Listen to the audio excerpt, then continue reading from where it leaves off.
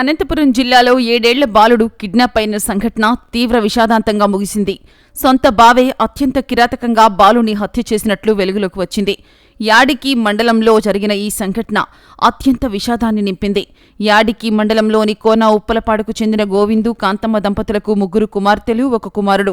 దంపతులిద్దరూ కూలి పనులు చేస్తూ కుటుంబాన్ని పోషిస్తూ ఉన్నారు. వీరి పెద్ద కుమార్తె లలిత అదే మండలంలోని నిట్టూరు గ్రామానికి చెందిన సర్వేష్ను ప్రేమించడంతో తల్లిదండ్రులు ఏడాదిన్నర కిందట అతడికే ఇచ్చి వివాహం చేశారు. సర్వేష్ జులాయిగా తిరుగుతూ మద్యానికి అలవాటు పడి అప్పులు చేశాడు. పుట్టింటి నుంచి డబ్బులు తేవాలని లలితతో నిత్యం గొడవ పడేవాడు. ఆమె తట్టుకోలేక పుట్టింటికి వెళ్లిపోయింది.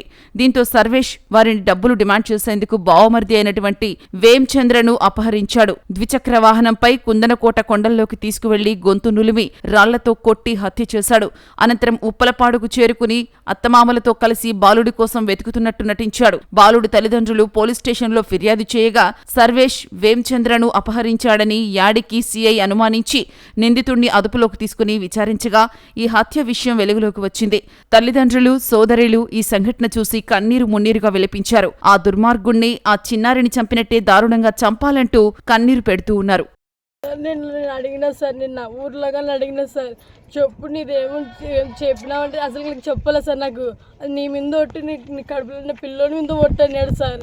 అని అడంగా పోయినాడు సార్. ఇంకా మళ్ళీ ఇప్పుడు ఆ పిల్లోడు కానీ అసలు మాకు కడుపు రాకుండా చంపి బాధకినాడు సార్. మాకు బతికినాడు. వాడిని ఎట్ట చంపినాడో వీడిని ఇక్కడే చంపలేదు సార్. వాడిని నాకు మొగుడు వద్దు సార్, నాకు మొగుడే వద్దు సార్.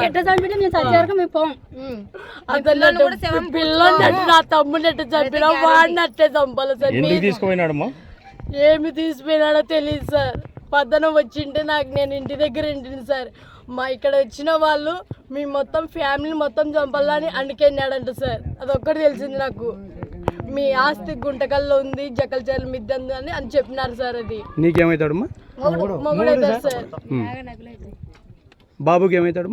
బాబు అవుతాడు సార్. ఎందుకు చంపాల్సిన పరిస్థితి వచ్చింది?